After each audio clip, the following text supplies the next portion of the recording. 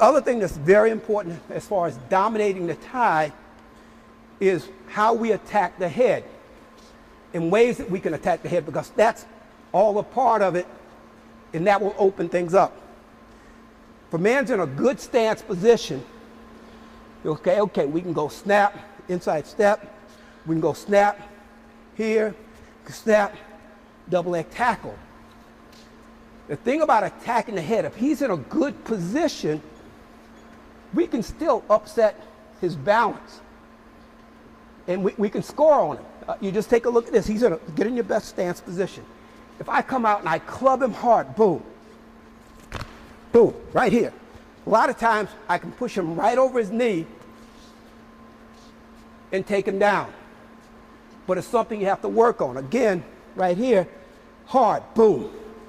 And we run him across that knee. Okay? Another one. A lot of times, he may have his right leg as a lead leg.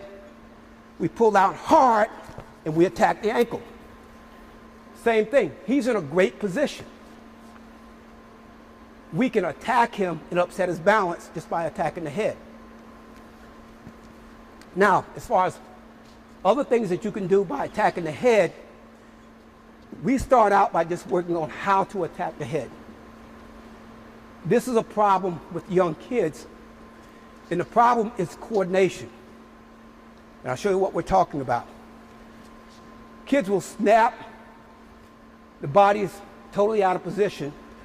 You have to position your feet, position everything, so that when you attack, you're going to be able to get in deep and finish your shot. So if I'm going to attack this side of his body right here, now I pop, low single, and attack. Or from here, I pop and I attack. The key to attacking the head is to come about 5 or 6 inches above the head and you pull really hard. You whack his head. A lot of kids just want to reach out and just kind of push his head. The goal is to snap him all the way to the mat. The goal is to get your upper body weight into the snap. When I snap Jeremy, my upper body weight goes into the snap. And that's done by keeping your elbows in close. And boom, 5 or 6 inches above his head, and you really, almost like you're punching his head. No one ever gets called for a potentially dangerous move or illegal punch when they attack the head. The problem with attacking the head is that it's very difficult to drill in the wrestling room. Because Jeremy is not going to let me come out there and go whack, whack, whack. Before you know it, you got to fight in the room. And that's the issue with attacking the head. Guys don't want you hitting them in the head hard. They want to keep that pretty face.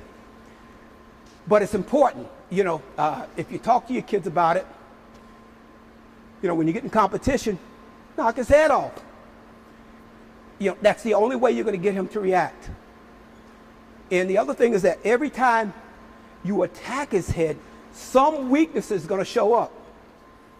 I think kids can understand that. If I attack Jeremy's head, some kind of weakness is going to show up, whether it be that him popping up and I go to his ankle there, whether I go inside step here, pop his head, double leg tackle. Something is going to show up. And this is what you drill on in the room. You get your guys out there, okay, pop his head, see how he reacts. And then you put the technique together. And a lot of it is timing and coordination. Okay, so again, 5 or 6 inches above the head, pop him hard. When you pop the head, you try to pop him all the way down to the mat. The other thing is, what directions can you snap this guy in? Well, pretty much every direction. We do this. We like to come out and take him like that. Again, you get your upper body weight into it. He can't stop me from turning his body when I do that. If you go back to your room and you try that or have your kids do it, I go here like this, see? Boom, like that. A lot of things start to show up. And basically what we do is we pull on the head and we lead with the elbow, all my upper body weight. Now, Jeremy would probably scoot that foot back. But what happens is we do this. And we've got 3 or 4 guys that work it pretty well. We'll go here, and then low single inside reach on that leg. So that's one thing you can do by attacking the head. You got to know that you can take this man's head in any direction. We already talked about taking it straight down, okay? If you snap his head down, you don't want to snap him into the leg.